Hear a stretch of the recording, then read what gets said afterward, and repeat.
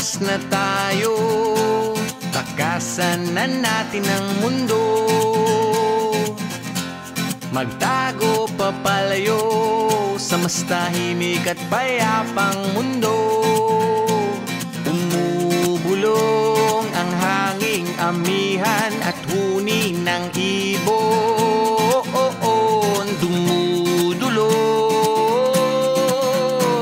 at tinatawag na tayo ng bundok.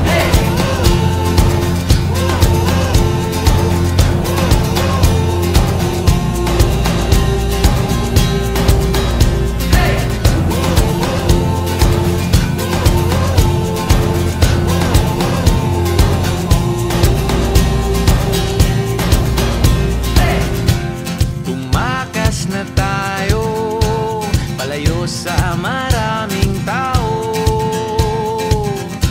Tumiwalay at magtago sa maingay at malabong mundo.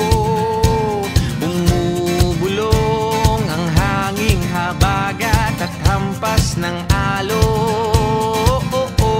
Dumudulog at niyayakag na tayo ng karagatan.